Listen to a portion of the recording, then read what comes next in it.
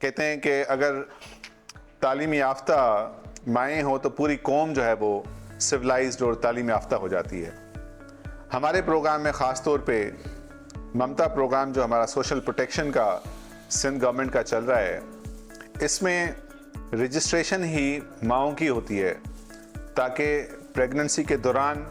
वो अपनी खुराक का ख्याल रख सकें और बाद में अपने बच्चों की खुराक का ख्याल रख सकें। और बच्चे के जो शुरू के 2 साल होते हैं उसमें खुराक का बहुत अहम किरदार होता है उसकी ज़हनी और जिस्मानी ग्रोथ के लिए। तो मेरी तमाम अपने सिंध के रहने वालों से गुजारिश है कि जो भी ख़वातीन प्रेग्नेंट हैं, लैक्टेटिंग हैं, वो इस प्रोग्राम में रजिस्टर करें और उससे सिंध गवर्नमेंट की तरफ से जो फाइनेंशियल असिस्टेंस मिल रहा है उसको अपने बच्चों की नशो नमा पे खर्च करें ताकि एक सेहतमंद और मज़बूत कौम बने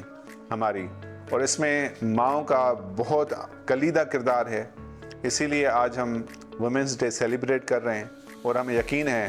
कि हमारी जो माएँ हैं इनकी काविशों से ये मुल्क, ये कौम मज़ीद मज़बूत और जो है खुशहाल होगी।